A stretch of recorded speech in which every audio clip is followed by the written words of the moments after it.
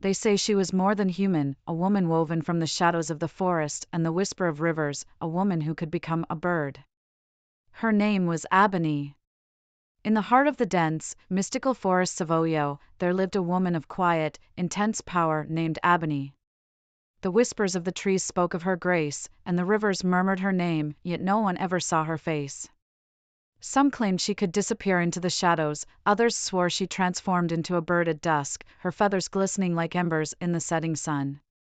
But what none could deny was the strange aura that surrounded her home, nestled at the edge of the Osun River. One starlit night, the young daughter of the village chief fell gravely ill.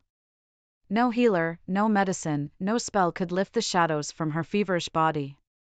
Desperate, the chief sought Abony, knowing full well the tales of her gifts and her curse.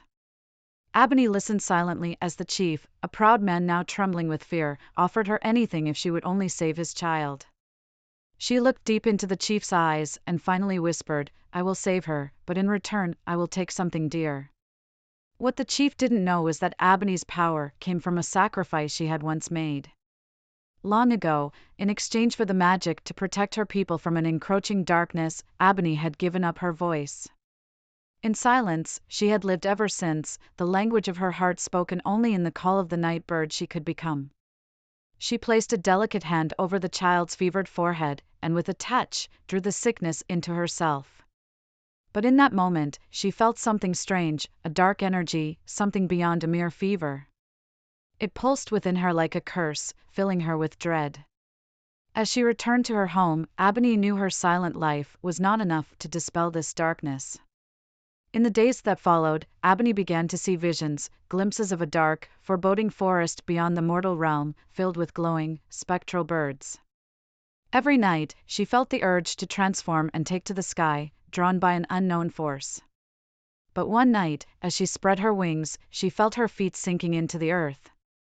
Her legs grew heavy, like roots digging into soil, anchoring her in place. Desperate, she called upon her ancestors, the keepers of her power. She stood by the river, their whispers swirling around her. To banish this darkness, they told her, she would need to surrender the one thing left untouched, her freedom to roam the skies. It was a final, irreversible bond with the land and its creatures.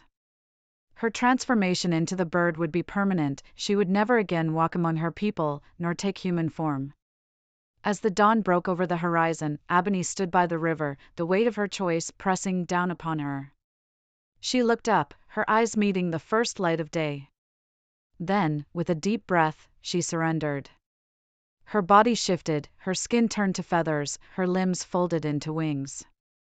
And this time, she did not fight the pull to the sky.